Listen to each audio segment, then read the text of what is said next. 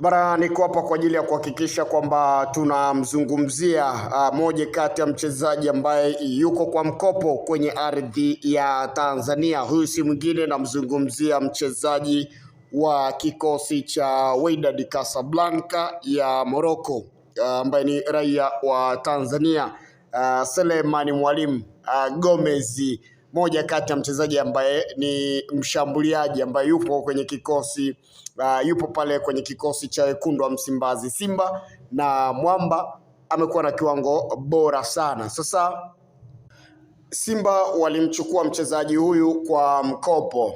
Moja kati ya kipindi ambacho amemchukua ni kwamba mkataba wake wa mkopo na mchezaji huyu basi utamalizika mwezi wa sita, yani mwishoni mwa msimu huu, ambapo tutakwenda kushuhudia mkataba ukifikia ukingoni wa mkopo. Sasa atarejea kwenye kikosi chake cha Wydad Casablanca ya Morocco. Tumeona pia timu kadhaa zimekuwa zikimhitaji huyu mwamba, na namna ambavyo ameenda kwenye kikosi cha Simba hakukuwa na kipengele chochote cha kumnunua moja kwa moja, bali ilikuwa ni kipengele cha kumchukua kwa mkopo. Na Wydad ni kwamba hawana malengo yote yale ya kumuuza Selemani Mwalimu. Wao wanaamini kwamba ni moja kati ya mchezaji ambaye watakuja kumtumia, wana malengo naye kwa sababu wanaona namna ambavyo anafanya vizuri, na waliweza kumtazama na kuona ni moja kati ya mtu atakayekuja kuwa future club yao. Hivyo wakaona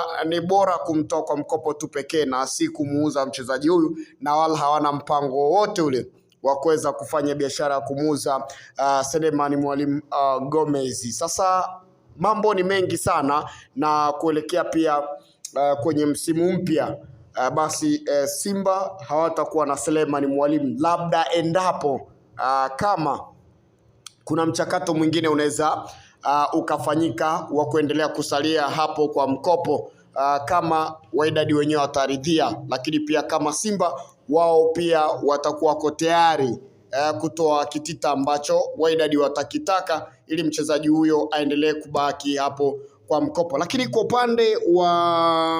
upande pia wa timu ambazo zinamhitaji, vipo vilabu vingi ambavyo vinamhitaji Selemani Mwalimu, wakiwemo pia wananchi Young Africans, moja kati ya timu bora kabisa barani Afrika na imekuwa ikifanya vizuri barani Afrika kwa hivi sasa, na imekuwa ikishiriki pia michuano ya ligi ya mabingwa mara kwa mara. Sasa Young Africans wanamhitaji huyu mchezaji Selemani Mwalimu Gomez, na wanaamini kwamba wakimsajili mchezaji huyu basi moja kwa moja ana uwezo wa kwenda kuziba lile pengo la Clement Walid Mzize, mchezaji ambaye alipata injury na amekosekana pia kwa muda mrefu kwenye kikosi hicho, na bado injury pia inaendelea kumsumbua. Basi wao wanaona kwamba wakimpata Selemani Mwalimu kwa mkopo kutoka kwenye kikosi cha Wydad, basi moja kwa moja mchezaji huyu anaweza akawasaidia, na Young Africans wamevutiwa na mchezaji huyu mara baada ya kumuona pia kwenye kwa watani wao namna ambavyo amekuwa akiperform, amekuwa akifunga mabao,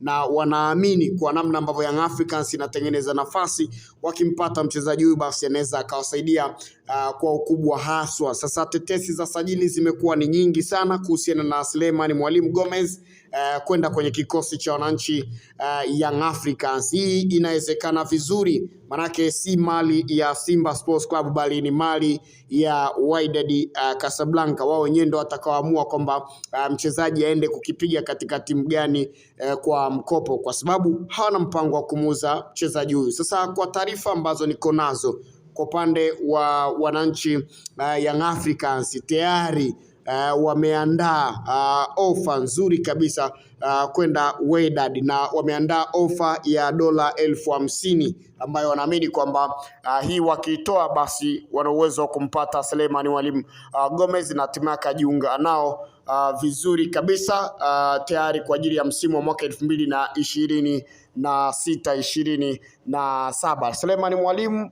hana shida katika eneo la ushambuliaji. Ukitazama pia namna ambavyo amekuwa akipata nafasi mara chache, na amekuwa striker ambaye ni tegemeo ndani ya kikosi cha Simba kutokana na hali ya wachezaji wa Simba pia kwenye eneo la ushambuliaji, mambo namna ambavyo yalivyo. Tumeona pia Jonathan Soa sekeseke lake mwisho wa siku akasimamishwa na club, lakini akabaki Selemani Mwalimu na yule bwana mdogo ambaye yuko pale ambaye alimsajili kutoka kwenye kikosi cha Mbeya City. Sasa ukimwangalia yule bwana mdogo na Selemani Mwalimu kuna gap kubwa, lakini pia ukiangalia Selemani Mwalimu bado pia naye hatoshi, bado wanahitaji pia kuweza kupata mtu mmoja pia kuweza kusaidiana naye. Sasa kwenye dirisha kubwa la usajili ambao tunakwenda kuona likienda kufunguliwa, mchezaji huyu bwana atarudi kwenye kikosi cha Wydad, labda endapo kama kutakuwa na mazungumzo mengine ya kuendelea kukipiga kwa mkopo ndani ya klabu ya Simba. Wananchi Young Africans wakipata huyu watakuwa wamepata mali,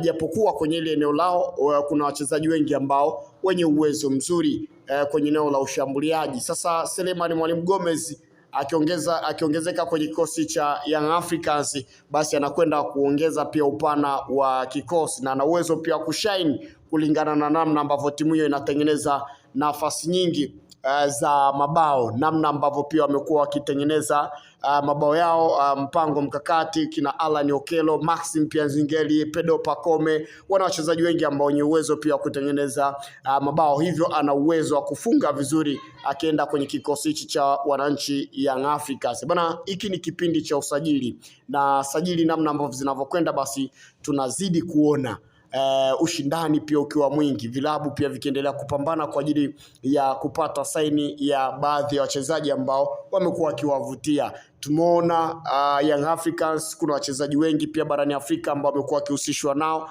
lakini pia tumeona mitaa ya Msimbazi aina wachezaji ambao wamekuwa wakihusishwa nao kwa asilimia kubwa, na wapo pia kwenye mipango ya kuhakikisha kwamba wanapata saini zao. Young Africans tumeona pia wakihusishwa na mchezaji kama James Akaminko kwenye eneo la katikati, moja kati ya kiungo ambao naamini kwamba wakimpata basi anaweza akawasaidia kwa ukubwa sana kwenye eneo la kiungo. Kwa pilika ni nyingi kwenye masuala ya usajili, tusubiri kuweza kuona kama Selemani Mwalimu Gomez, je, atatimkia mitaa ya Jangwani ama atasalia mitaa Msimbazi ama atarudishwa pia kwenye kikosi cha Wydad Casablanca?